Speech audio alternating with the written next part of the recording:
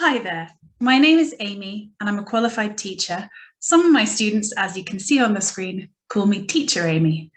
I'm a graduate of the University of Leeds and the University of Oxford, and some of the subjects I teach include English language, English literature, ESL, film studies, gender studies, fine art and art history. However, I also tutor on other subjects sometimes, such as verbal reasoning and social studies.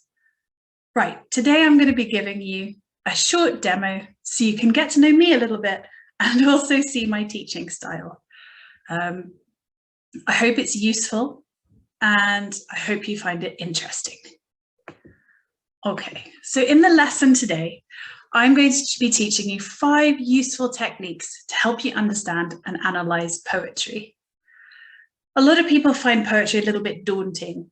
It's very dense. It contains a lot of information in a very, very short space. And poets tend to be very experimental with the way they use words. They tend to throw them together to form strange images. Poetry can be very emotional, but often in a slightly oblique way, where they show you emotions through their descriptions of other things. It has a lot of layers, and some people find that a little bit scary, and they find it difficult to understand. If you don't feel that way, then fantastic. I applaud you, and I hope you still find this class interesting and useful, because you can always choose to do the challenging exercises or to do them quicker or in more depth. And I think you'll still enjoy looking at an interesting poem together. Okay, but anyway, if you're not very confident about analysing poetry, then these 5 techniques are things that anyone can do that will really help them get to the core of what a poem is about, to understand the poet's intentions and to really start to pick apart the language so that you can write about it. So to start with, I just want to check your background knowledge so that we're working from the same terminology. Next, we're going to read a poem to use it as an example. Then we're going to try to understand poetry, its purpose, contrasting it with prose, and also the components that they make it up. So for example, prose uses sentences and paragraphs. We're going to look at what poetry uses. Then we're going to look at how to dissect the language and ideas in poetry. So how to really get to the core of the meaning, how to really understand what the poet is trying to say. And during this time, you're going to make some of your own poetry. You're going to make your own poetic image. This should hopefully help you reverse engineer that thought process when you come to analysis, because you'll have the insight how poets think and why they might be doing certain things with language. Okay. So the first thing I want you to do is write a list of poetic terms that you know and what they mean. In the workbook, sheets of paper that you will hopefully have printed out from the link where you found this demo video, there is a table of definitions of various poetic terms. So by all means, use those as a prompt to think of some poetic terms. A poetic term is like a word for a type of language or structure that poetry uses. If you're feeling very confident, you could ignore the table and just write a list on a plain piece of paper. That's fine. Challenge yourself to see how many you can think of. Think beyond the normal terms and think about specific types of poems, specific types of structure. But if you want to, please feel free to use the table as a prompt. I've got all the definitions of the main words that I've thought of and the ones that are important for today. If you don't know them, feel free to take a little bit longer over this exercise and do some research, look up the definitions, find out what those words are online, perhaps. And if you're feeling very confident, you write your list very quickly. As a challenge, write an example of each one of those. So the first term on the list is personification. We're going to do that together. So personification is giving human characteristics to something non-human or to an abstract concept. So you can fill in the term personification in the first line of the table. I've given you some examples here. So we have the example of Father Time. Time is an abstract concept. To understand it better, humans have created this human figure of Father Time. He's got a long white beard, he carries an hourglass, he's dressed in a hood, he appears in smoke, all these kind of images. And they're all quite human. He wears clothes, he's got a face, he's a person. But all of those aspects of him show us something about the abstract quality of time. The fact that time is not immediately visible. That's the smoke, appearing and disappearing. The hourglass, it's steadily progressing, whether we notice or not. The long white beard, he's aging. That's something we all experience. So in conclusion, the personification of Father Time is showing our human experience of the abstract concept of time. I have another example here. The leaves danced in the wind. Now, obviously, leaves can't dance. They don't have limbs. They don't think in the same way that we do. They can't hear music. But what is the difference between saying the leaves danced in the wind and, for example, the leaves blew in the wind? Well, they blew in the wind. We can imagine them going along in a gust. But if they danced in a wind, we imagine them being lifted up. We imagine them twirling. We imagine them tumbling. All these things that dancers might do. Okay, so what I'd like you to do is pause the video now. Have a look at the table if you want. If you don't, if you're feeling very brave, then just write your list, but come up with a list of terms that we can use together in this class. Okay. Fantastic job. So I hope you paused the video and did this. Here are the answers for the table. We're going top to bottom, left to right. So the first term is personification, as we did before. The second one is simile, third one metaphor, and so on and so forth. So double check your answers. And if you have them right, that's amazing. If you haven't, then correct them. That's fine. So all these green terms are the ones in the table. And the ones we particularly need today are personification, simile, metaphor, and anthropomorphism, as well as stanza to describe the sections of the poem. If you wanted to, if you were going to go on and write about this poem, you might also need the term free verse, because although it has a rhythm, it doesn't have a rhyming structure. Okay, the ones in purple at the bottom are just some more terms that you might have thought of if you were feeling confident and you've studied a lot of poetry before. None of this is an exhaustive list. There are plenty of other terms you could think of. Some people who have studied Shakespeare might recognize some in the purple, for example, I am, blank verse, sonnet. But don't worry if you don't know all of these, there's plenty of time. And if you didn't manage to fill in any of the terms, no problem. Fill them in now, read them through, double check you know what they mean. Okay. Right, so now we've established our terms, we're going to read a poem. And this brings us to technique number 1, reading the poem in different ways. Now, it may seem really obvious that you need to read a poem in order to understand it. And yes, that is true. But the main thing here that I've underlined is that you read it in different ways. Putting different emphasis on a poem, reading it aloud as well as in your head, can help us focus on interesting moments. It can help us see it from different angles. So I'm going to read the poem now. And this is just going to be my first reading. Now, we do not need it to be a perfect performance.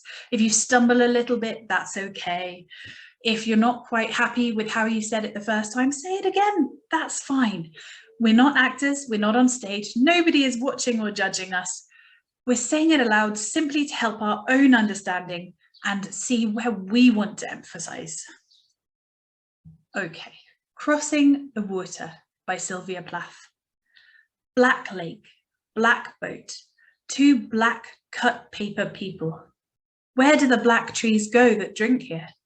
Their shadows must cover Canada. A little light is filtering from the water flowers. Their leaves do not wish us to hurry. They are round and flat and full of dark advice. Cold worlds shake from the oar. The spirit of blackness is in us. It is in the fishes. A snag is lifting a valedictory pale hand. Stars open among the lilies. Are you not blinded by such expressionless sirens? This is the silence of astounded souls. Right, now I'm sure you noticed I slightly stumbled over that, and that's okay because it's just a first reading. So what I would like you to do is pause the video now and do your first reading aloud. And again, it doesn't matter if you stumble. And what is even better is if you could find someone else so you can both do a first reading, because then you get to listen to their first reading, because you'll find that everybody puts a slightly different emphasis. And you'll notice that on the slide here, I've got a very simple picture of somebody rowing across a black lake at night. So have a think about that as you're reading. So pause the video, read the poem, and then come back. Fantastic. I'm sure you did a really excellent first reading. So now we're going to read with different emphasis. We're going to think about what the most important parts are for us, and we're going to read it again. So for example, I was really struck by the repetition of the word black. Maybe I want to put more emphasis on that. In the second line, I put the emphasis on the word where, but maybe I actually want to put more emphasis on the word black again. Or maybe go, where do they go? Okay, so we're going to read it again with slightly different emphasis. Crossing the Water by Sylvia Plath. Black lake, black boat, two black cut paper people.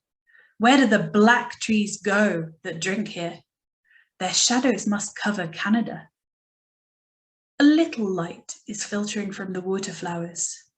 Their leaves do not wish us to hurry. They are round and flat and full of dark advice. Cold worlds shake from the oar. The spirit of blackness is in us. It is in the fishes. A snag is lifting a valedictory pale hand. Stars open among the lilies. Are you not blinded by such expressionless sirens? This is the silence of astounded souls. Now, obviously, I did that very dramatically, but can you see how I read it differently? I thought more about my emphasis. What bits are important to me? If I did it again, perhaps I would put more weight on the word shadow to really highlight the light and dark in the poem. So what I'd like you to do is pause the video and read the poem in as many different ways with as much different emphasis as you can. The reason we're doing this is that it helps us think about not just the overall form of the poem, but the most important parts. It also helps us think about what aspects are repeated through the poem, any common themes. Thinking about how we're going to say it helps us think about what is important in the poem. And it's a really useful technique for getting a feel for a poem, an overview. Okay, so do that now and then come back. Fantastic. I'm sure you did excellent reading. Right, before we start looking more at how to analyse the poem, I thought it'd be useful for us to have a quick look at the difference between poetry and prose. Because without really understanding what poetry is and what it's for, it's much harder to understand why poets write the way they do. Okay, so poetry is shorter, prose is longer. You think of poetry as being, a page. Now, yes, there are some epic poems, for example, The Lady of Shalott, that go on and on and on and on, or The Rime of the Ancient Mariner, which is basically a book poem, but most poems, 1 or 2 pages. Okay, whereas prose, the most common form of prose is, of course, a book. Now, yes, you get short stories, but they're still usually longer than most poems. Right. Poetry is made of lines and stanzas. What does that mean? Right, each one of these is a line. Now, looking at the punctuation, it's not the same thing as a sentence. Sometimes things carry over, even between stanzas. Now the stanza is the chunk before the gap. So here, a snag is lifting a valedictory pale hand, stars open among the lilies. All of that together is one sentence, which is quite interesting, isn't it? Flowing between the stanzas. So a line is not the same as a sentence, and a stanza is not the same as a paragraph. Lines and stanzas tend to be arranged according to rhythm or rhyme, or according to how the poet feels, according to what they want to emphasize or express. Whereas prose is made of sentences and paragraphs which follow grammatical rules. In poetry, poems are formed of images. And we're going to get more into what an image is next. And the language is often figurative. Now, your list of poetic terms include a lot of figurative terms, things like metaphor, simile, personification again. Whereas in prose, language is natural and grammatical. Again, it follows rules. Poetry can be emotional, descriptive, or narrative. Prose can be narrative. Think of stories, novels. It can also be informative, factual, textbooks and so on, non-fiction books. It can be descriptive. For example, describing a scene, describing a place. Prose is always readily and easily, quickly even understood. Now, there are some exceptions to these rules about prose. There are famous books like Finnegan's Wake, which is written in a very experimental style. But this is a generalization. Most prose follows these rules. And poetry, by contrast, often uses rhyme or rhythm and is not always easily understood, which is why I'm showing you these techniques today. The things that they have in common is they're often sensory. That means they use sight, hearing, touch, taste, smell. It's not always easy to remember all the senses off the top of your head, but also emotion, interacting with places and people and things and objects in order to convey something important, in order to add vividness and life to their writing. Poetry and prose do this in slightly different ways, however. Poetry does it in a much more concise, much denser manner. Prose tends to write sentences about sensory details instead of creating these foreshortened images. Now, both poetry and prose may contain hidden meanings. Think of allegorical stories such as Animal Farm, or poems that such as Ode to a Grecian Urn, where they're talking about an object, but really they're talking about something else. Okay, both of them can be experimental. I already mentioned Finnegan's Wake, but there are a lot of experimental prose books out there, and the same with poetry. Writers love to experiment. They love to play with language. And I hope that you can also gain that sense of play when you're reading and writing in your classes. Okay, so we've looked at some of the key differences. So let's now look at what poetry is for. Why is it relevant? Poetry explores complex emotions and experiences. And so as far as I'm concerned, it's relevant for all people at any time, because we're all human. We all have thoughts and feelings. We all have emotions that we find difficult to pinpoint or express, and poetry can help us express that. Reading a poem that echoes how you felt or how you're feeling can be very cathartic. It can help you feel and express those emotions. Reading poetry about difficult experiences or experiences we haven't had can help us understand something about the human condition. Right, so it uses sensory details often to evoke feelings in the reader, and this makes it very impactful, even though it's concise. So although it's short, it uses a lot of heavy description, including a lot of senses, and that makes it very alive for us, and it makes us feel things. Right, so the second technique is to look at poetry by using the senses. In order to get a feel for this, I would really like you to pause the video and in your workbook, Use the sense prompts to describe something emotional that happened to you recently. This can be something happy or sad. It's completely up to you. No one else is going to read it. This is just for you. So something emotional, something that stirred you strongly, a really strong emotion. Try to use all the senses. So if you weren't eating anything, for example, you might talk about having a bitter taste in your mouth. That's quite a common phrase, you know, for when something is disappointing, you have a bitter taste in your mouth. Or you could talk about how when you were nervous, your mouth became dry. So it doesn't have to be taste exactly, but try to use all the senses in some way. This will help you create a series of strong images for the scenes.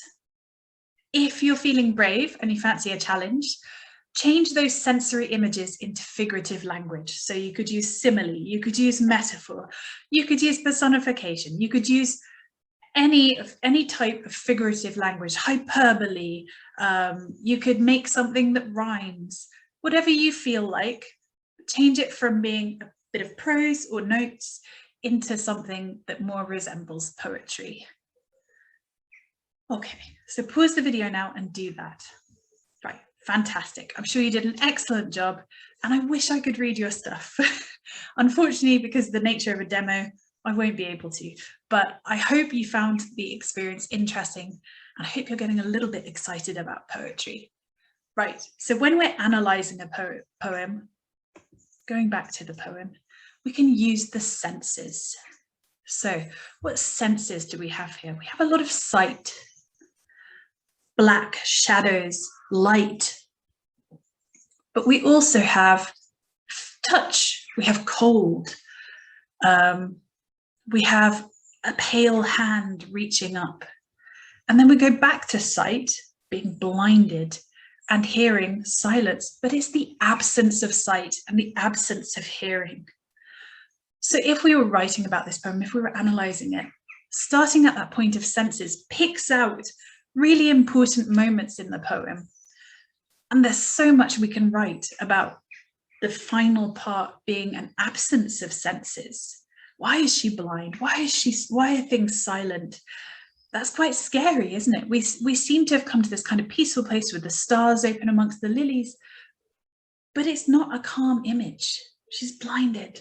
There's silence. It's not comfortable. So I'm sure you can see that by using the senses in that way, we pick out key moments in a poem and we can analyse poetry using our senses. Okay, now let's look at layers of poetry. I've given a stanza here. A little light is filtering from the water flowers. Their leaves do not wish us to hurry. They are round and flat and full of dark advice. Now again, as I read that time, I gave a different emphasis. But I think I still picked on the main points, the little light, the water flowers. They don't wish us to hurry. They're full of dark advice. And here's a picture. This is a picture of a water lily taken at night. Now, I don't know if you can see, but you can just see the grey patch of leaf. But mostly the water flower is bright because the white shows up in the dark. So we want to think about this in terms of layers. Now, on the surface of the poem, we have the physical layer. What is being described? So we have the water lilies, the pale flowers, the floating round leaves. We can also think of it in terms of reflection. How is light filtering from the water flowers? That's not natural, is it? Light doesn't come from underwater. I mean, unless you're somewhere with that phosphorant algae, but I don't think she is.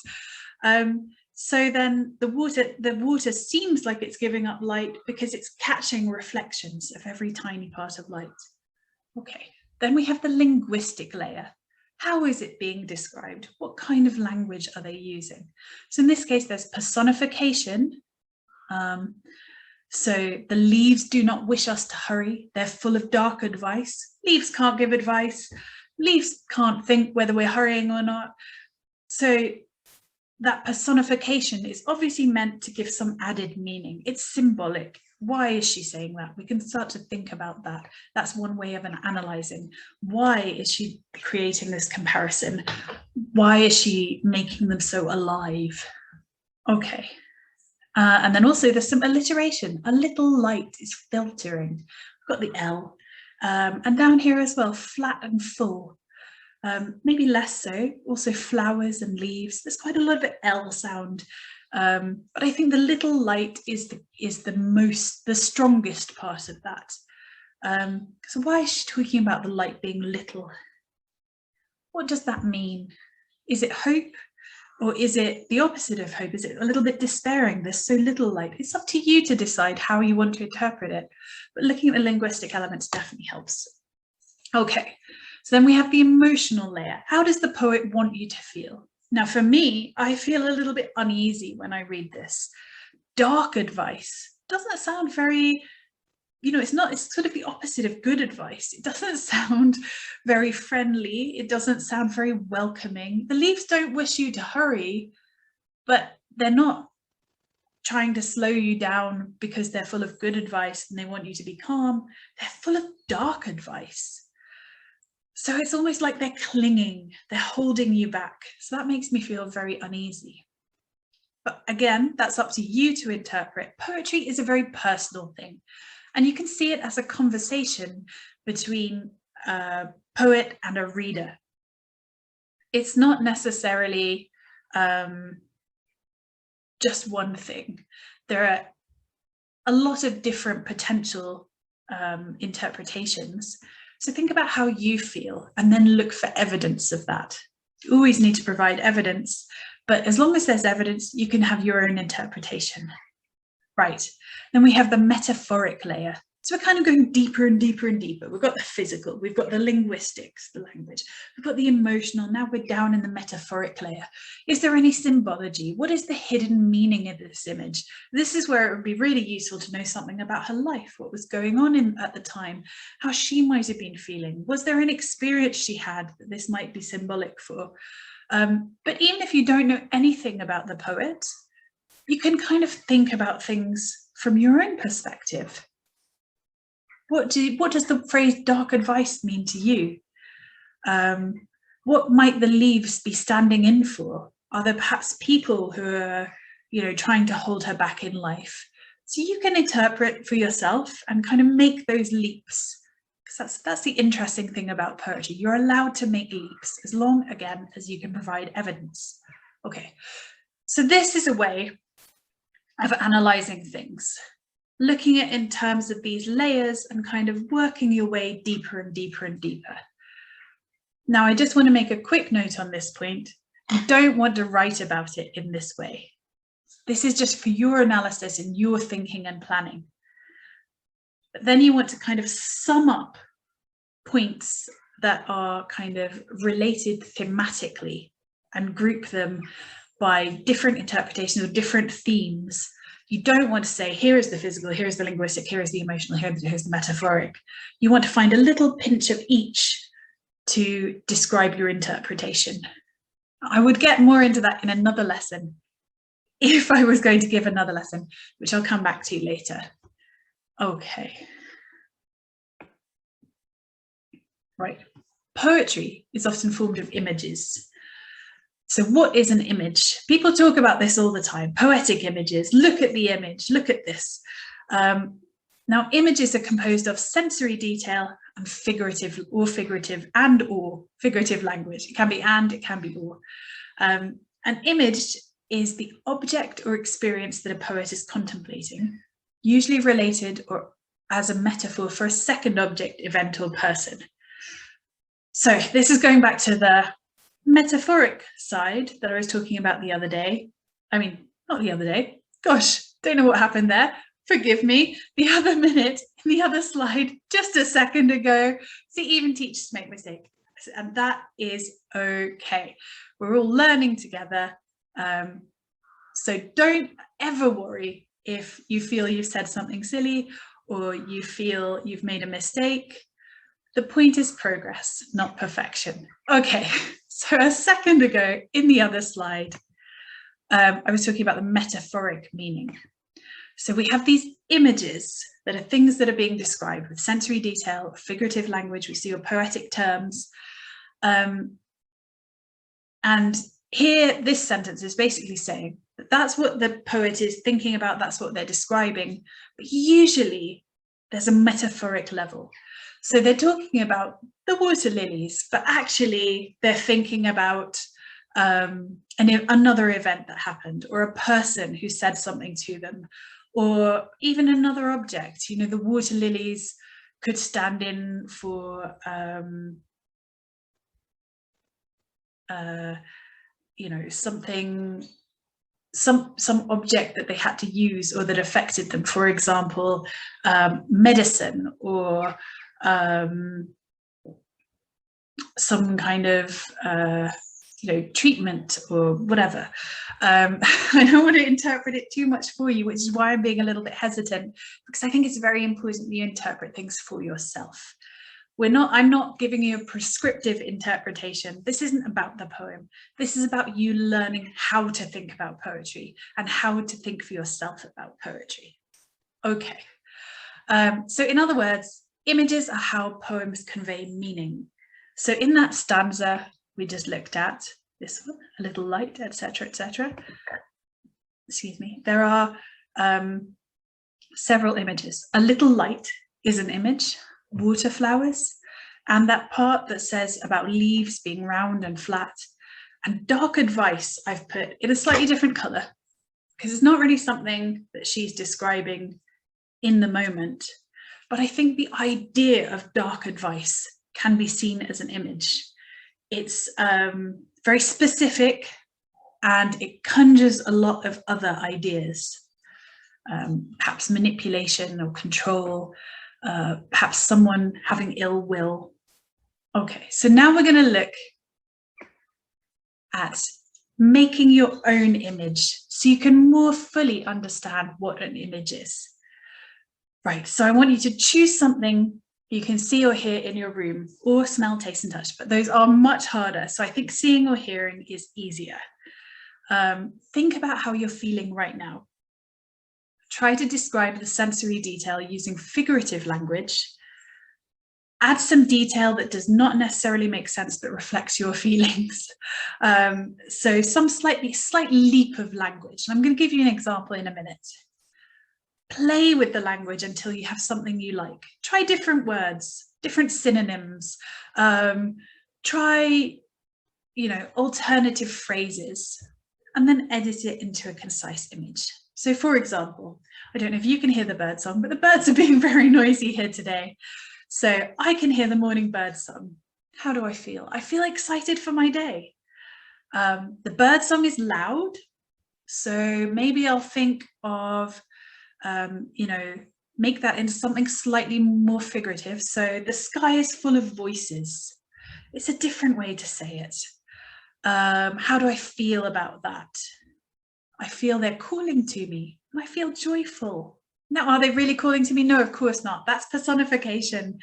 Birds are not calling to me. They're just minding their own business. They're doing their own thing. They're having a nice morning.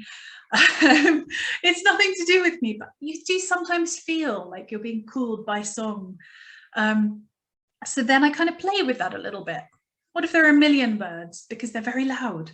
What if instead of thinking of them sitting in the trees, I think about them flying? I think about them living in the sky. How do I feel when I'm happy? I feel like I'm flying. And so then I came to this, a million voices of the sky calling me to fly. So what I'd like you to do now is open your workbook again, and there's a section in there that gives these instructions very clearly. And I would like you to just make notes and then play around with those notes until you have an image. Now, it doesn't have to be perfect. It doesn't have to be neat. That is not the purpose of this. And it says so in the worksheet as well. The point is for you to get into the way of thinking of a poet so that you can understand poetry better. It's absolutely not for you to come up with some snazzy image or try to be perfect or to get frustrated with yourself if you can't think of something good. The point is just to create a little image. Now that could be a simile if you find similes easy. So I could have said, the bird song is as loud as thunder and my heart leaps like lightning. That's an interesting image. It still conveys that energy, that excitement, but with a slight twist. Maybe it's a little bit threatening. Maybe it implies nervousness. So I want you to play around with language until you have something that fits how you're feeling and that you feel happy with. I'm not going to give you a time scale for that because it's really up to you how much you want to play with. But try to create a simple image. Don't be too hard on yourself. The whole point of this is just to think like a poet. Okay, so pause the video now and do that. All right, congratulations. Now this may seem a little bit patronizing and I apologize for that. And it may seem like I'm being a bit silly saying congratulations, but no, you've just produced a poetic image, and it doesn't matter if it's turns out that you're a secret poetic genius or if you think it's really basic and you don't really like it, it doesn't matter. You've produced a poetic image, and that's something to celebrate because it's not easy. But the fact that you've done that will help you understand poetry and poetic images so much more. And that will help your poetry analysis, which is the whole point of this. So great job. I'm impressed that you gave it a go. Well done. Okay, so now we're coming to technique number 4. You choose an image, any image. Now, when I say any image, I really do mean that. You could choose almost any line here. You could choose, for example, Black Lake. What does that mean to you? You could say that means darkness, depths, potential for drowning. It's uninviting. Maybe it's a little bit spooky or creepy. Maybe it's calm, it's flat. Maybe you start thinking of black substances like oil or pollution. Why is it black? Maybe you start thinking about the darkness, how it's reflecting the black sky. Right, so basically you can choose almost any image from this poem, and I would like you to choose your own. I'm going to do one as an example, but I would like you to choose your own and really have a go at it. So the 4th technique is to choose an image, little snippet, and then we brainstorm that using a spidergram, and that enables us to extrapolate some of the meaning of the poem.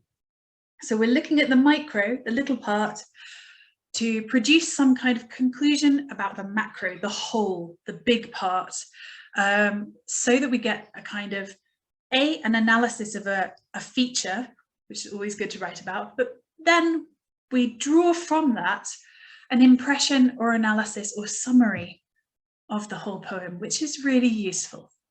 Okay, so I've chosen the image, 2 black cut paper people.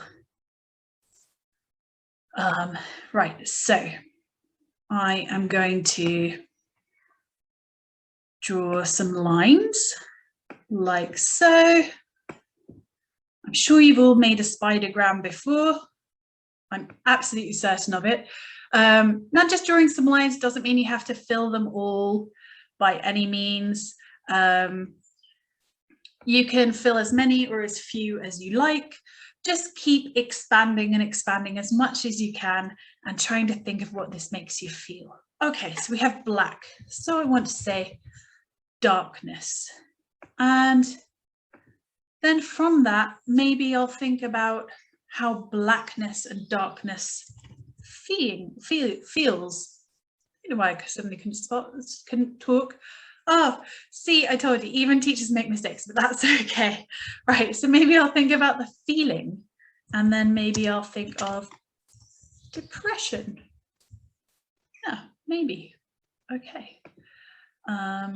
Maybe I'll think of the night. And then from that, I'll think, oh, it's a dark night. There are maybe no moon. Extra dark. And from that, perhaps I need another line. And I could think about it perhaps being a little creepy or even threatening. Okay. So we've mostly at the moment highlighted the word black. But obviously we can't just look at the word black, we have to think about the whole phrase. Two black cut paper people. So maybe we'll think about why she's used the word two. Okay. Let's do that in a nice bright red. So two people. So there's a companion. Or we could say there's companionship. Maybe it's a couple. Maybe they're friends. The point is there's someone there with them, or there are two people. So that implies not alone. So we could put a little line. And then we could say they are not alone. Oh, sorry, not alone. Okay, right, so then we're back to drawing our lines. I think I need maybe another one. And we're going to think about cut paper people. Maybe we could think about them being flat. We could think about them being fragile, right? Paper can tear, paper can rip. And what about paper people? They're not real, are they? They're not really human. Not human, they're paper.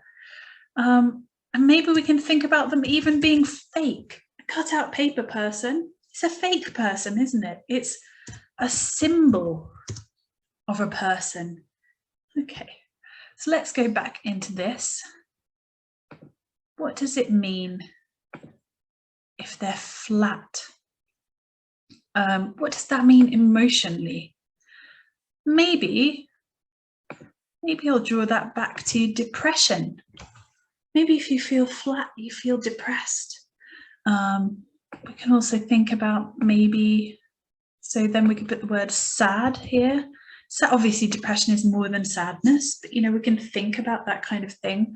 What else might you feel if you feel flat? You might feel empty. Empty or numb. And that then relates nicely towards this fakeness, not feeling real. Okay, and then here, fragile. I think if you're fragile, you might be feeling that there's some danger to you. You might also feel sensitive, perhaps.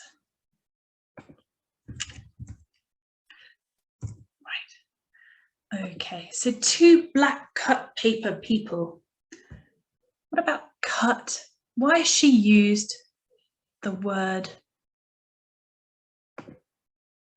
cut? Now you could just say two black paper people. It would convey all these things about being flat and not human and things like that, but cut paper people. I guess what I immediately think of is who is cutting them? Who has cut them out? Are they hurt? Question mark. Are they hurt? So then you can think about pain, and maybe even formation. Who is forming them? Who is creating them? And that kind of unnatural creation kind of goes back to feeling not human and not real. Right, so what I would really like you to do is pause the video here, open your workbook. There's a little circle. I want you to choose an image from the poem that you also have in the workbook. And I want you to do a similar thing. I'm sure you can see how quickly we start to get onto the metaphoric level. So this is a really useful technique for poetic analysis because it expands our thinking. We move through the physical and through the linguistic into looking at like very specific word choice, which then brings us into the emotional and metaphoric level. So it's really useful to start to pick out on underlying themes like depression, numbness, feeling not real, pain, threat, all these kind of things. And that's on the metaphoric level of the poem. So that enables us to then write about it in a much deeper and richer way. It really enhances our analysis. So I cannot recommend this highly enough to you. Okay, so right now I would like you to pause the video whilst I erase all this so it doesn't move on to the next slide, and have a go at this in your workbook so that you can start to understand how effective it is. Fantastic.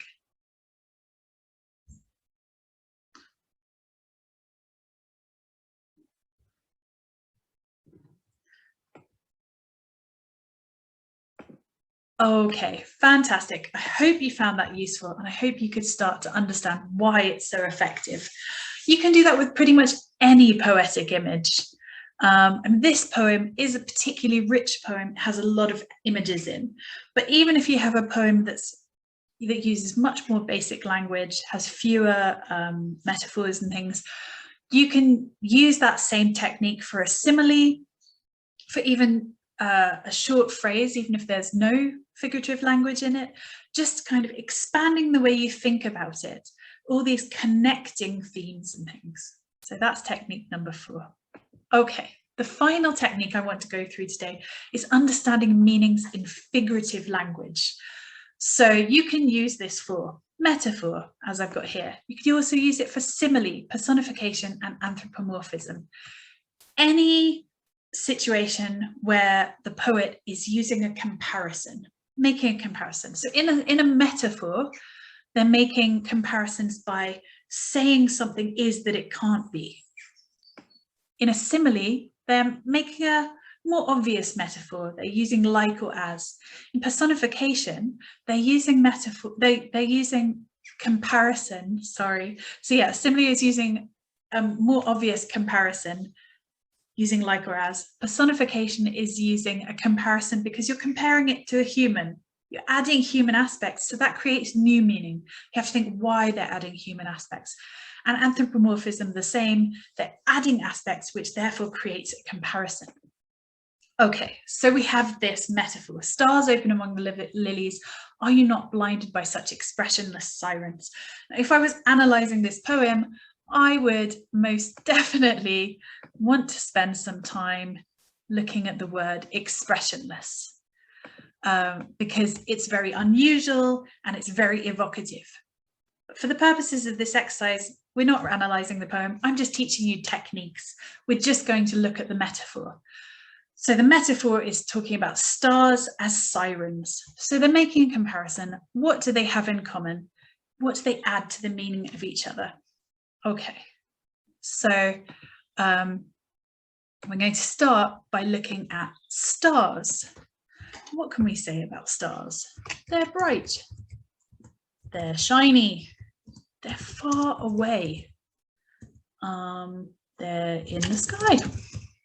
Quite basic things so far. What else can we say about stars? They show us the way. I don't know if you know this, but sailors used to navigate using the stars. We think of them as being beautiful. Okay, so that's a really good start. They have a lot of cultural value. You know, we think of stars as being related to ambition or success. We talk about movie stars, TikTok stars. Stars are bright, shiny, successful people. Okay, so that's really a good start of thinking about stars. If I had more time, we would make a much longer list. Obviously, if we were in class, we'd collaborate, we'd make it together. I'd want to know what you think about stars. Okay, now sirens. Now, I don't know if you will know what a siren is. Forgive me, I absolutely do not mean to patronize you if you don't know what, if you do know what it is. If you're well versed in classical stories, then you will know, and I don't want to patronize you, but I'm sure there are a lot of people who don't know what a siren is, and that's totally okay. Not everybody is reading Greek myths, and you should be able to access the poem without knowing. You can think about a siren being a noisy thing if you didn't know about the Greek sirens. And in many ways, that's why we call a siren a siren. So the sirens were a group of women who in the Odyssey had a beautiful voices, and they would sing, and sailors would come towards them and be brought to their deaths. So I don't know if you can see the skeletons there and dead people. So sailors would dive off the boats and be dashed against the rocks, or they'd steer the boats into the rocks because of these beautiful singing women. But these singing women were dangerous. They really only wanted to cause the sailors' death. Now, in the myth, Odysseus has himself tied to the mast so he can't, and all his top men also tie themselves to the boat so they can't be tempted, and they manage to escape. Right, so what kind of things can we think about sirens being? I think dangerous is a top one, but also beautiful. Maybe we can go further than dangerous. Maybe we can call them deadly. I think so. They want to cause you harm. So what can we say about that? They're also manipulative, and they have a beautiful song.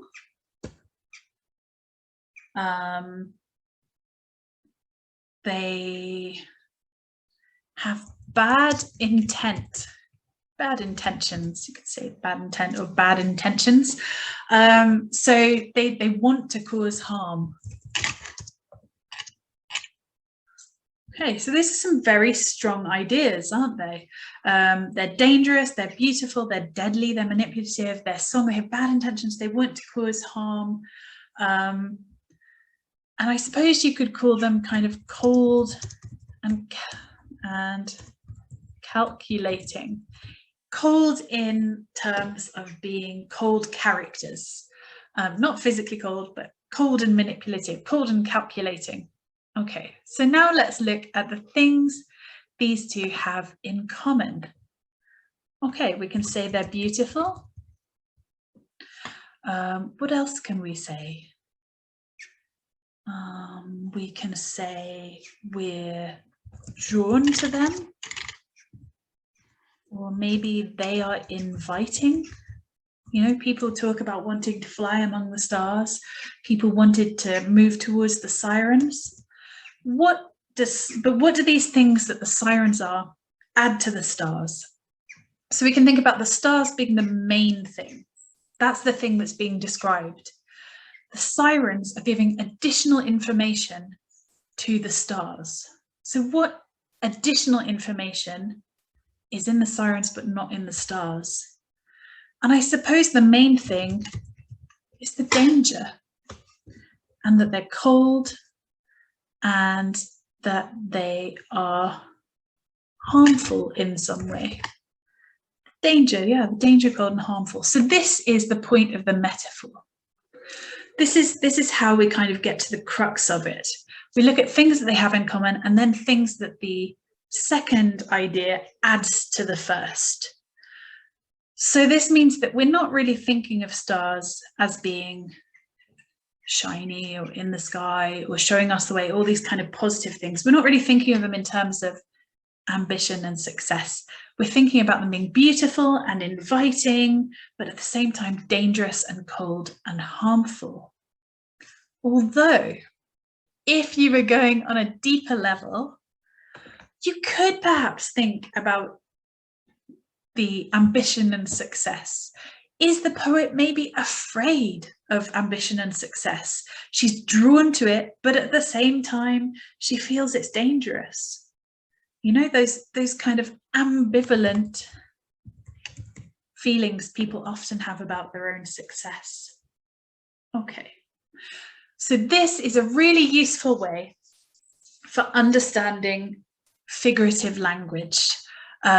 You look at the main thing, and you look at the secondary information, you know, the strange juxtaposition that they're put in, the additional image, and you look at how they come together. What does the second thing add to the first? What aspects is it emphasizing? How do they come together to create a new idea or new meaning? Right. So what I would like you to do before we come back and look at similes, personification, and anthropomorphism is to look in your workbook. I would like you, excuse me, I just need to erase these. I would like you to choose an image. Now it can be personification, it can be metaphor, it can be just an interesting phrase. But I think it would be best if you choose metaphor or personification, because those are the most important ones here. And I would like you to use the table in your workbook to do the same thing that I've just done, to compare the two things and see what added meaning the second part of the metaphor adds, or what added meaning does giving them human aspects add? What is the purpose of these blended images? Okay, so pause the video now and have a go at that, doing exactly what I just did, but with a different image. Okay, great. Fantastic. So I'm sure you did really well. I'm very excited. I really wish I could have a look at your work, because I think that's where poetry really starts to shine, is in kind of exploring things with other people, because everybody has a slightly different take on it, and it can make you go, oh wow, I hadn't thought about it that way. It's always very exciting. All right, so just very quickly recapping that technique. You can always go back and have another go after I've recapped this with a different type of thing. So for similes, we're comparing the love to the red, red rose. So in this, the love is the original thing, and we're looking at what added meaning the red, red rose could give. So you could think of things like color and perfume and romance and beauty. Okay, just off the top of my head, I'm sure you could add a lot more things yourself if you gave it some time. Same again, personification. So the snag, which is like a catching thing, so probably a root or a weed, is lifting a valedictory pale hand. So the pale hand is the personification aspect. So what does that add to the snag, and why is it valedictory? So valedictory means winning, it's victorious, it's successful. So why is she comparing the hand to the snag? What additional meaning does that give? And of course it gives this grasping, clutching quality. If it's just a snag, the oar is just caught in a weed. It's not threatening. But if the hand is grasping, it's grabbing, it's clutching, and additionally it feels like it's winning, like it wanted to grab you, suddenly it's a lot scarier. So that's the added value that the personification gives. I've got an example of anthropomorphism here. Now, obviously, my love is like a red, red rose. It's from Shakespeare. The sea is a hungry dog is from a poem, a different poem called The Sea. Obviously, maybe. Right. The sea is a hungry dog. So what does the hungry dog add to the idea of the sea? The sea is the original thing. What added meaning does the hungry dog give? And of course, it gives hunger, it gives desire. Maybe it gives an idea that it's fearsome, it's aggressive, it's perhaps again, adding some kind of scariness. It wants to devour you. You can imagine flashing teeth as the spray of the waves. So it adds a lot of meaning. So that's the final technique we're going through today.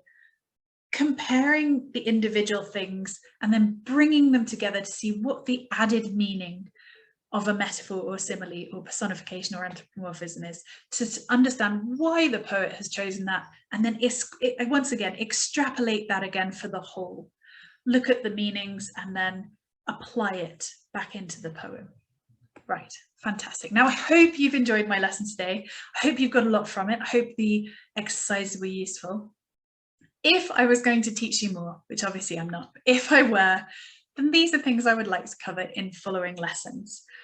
The difference between a metaphor and simile, how and when they are used, I'm sure you know the practical difference between a metaphor and a simile, how they're constructed, but they're used in quite different ways. And I think that can be quite a subtle thing, but understanding that more can then, again, help you understand why the poet has chosen that and therefore what the poet wants to convey.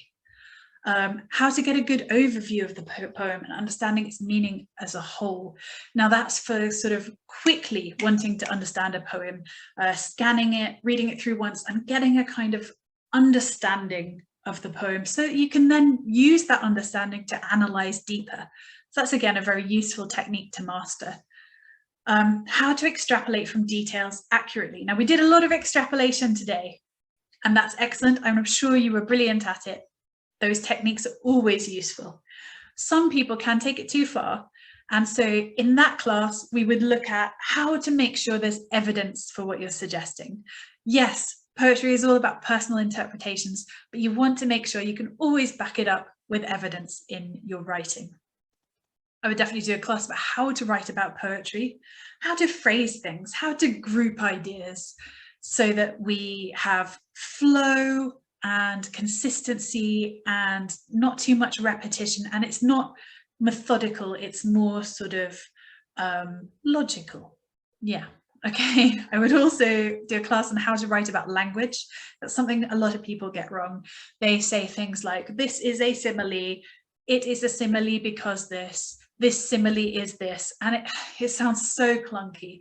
I want to elevate people's writing so that it sounds academic, so it sounds seamless. So again, there's flow.